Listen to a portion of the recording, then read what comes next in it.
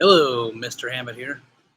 Last week we had our gift shop sale, and a lot of students bought presents for their family, and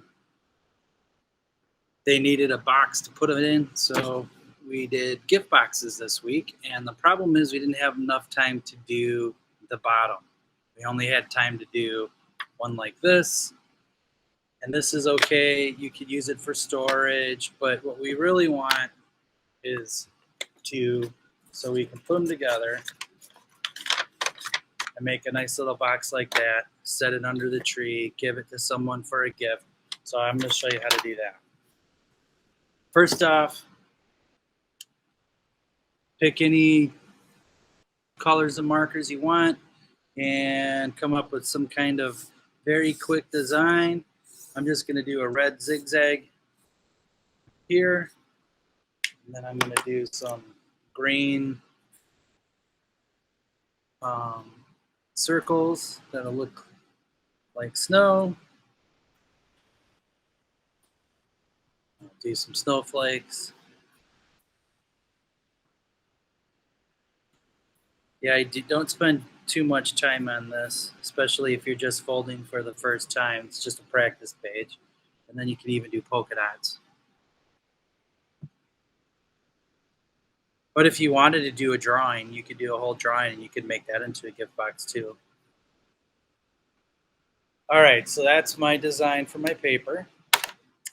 And you take your paper, you flip it upside down like this, and the first thing we do is fold it in half like a book.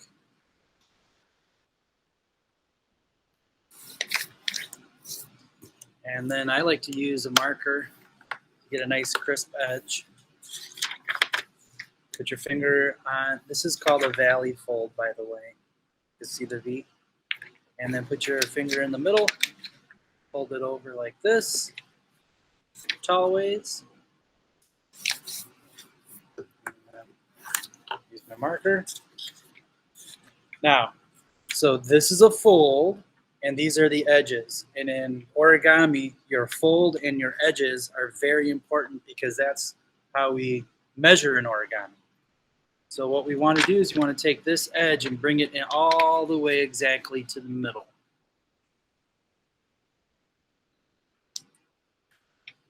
Now, we want it exact. It's not math, so it doesn't have to be perfect, just exact. And put your finger in there, flap that over. All right, and then see how I'm spinning? That's because it's easier for me to fold that way. Put your finger in the middle. Now we fold this edge into this middle. Short wings, you can't see enough. Can't see my valley fold.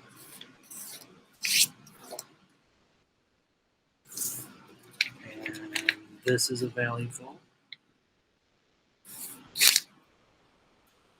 And then you spin it again. And now these folds here, these are going to be the corners of our box, the edges of our box.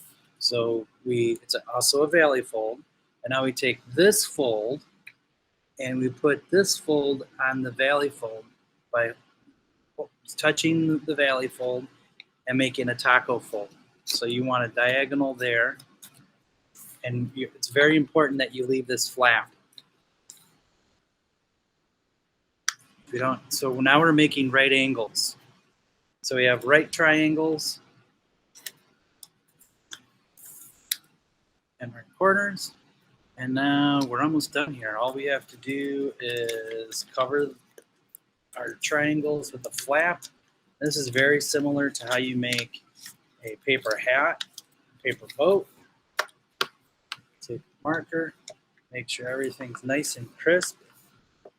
And we're ready to make this into a box.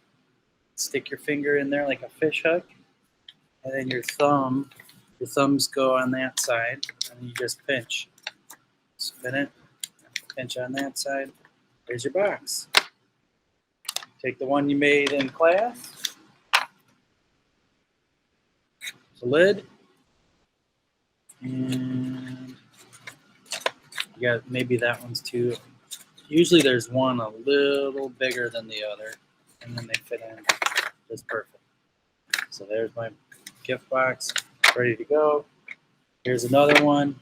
Even a scribble design looks good. It really doesn't matter. All right. So I hope you had fun making a box with me. You can rewind and pause as much as you need to. I will see you next time. Bye. Don't forget to like and subscribe. Like and subscribe, please. Thank you. Stuff.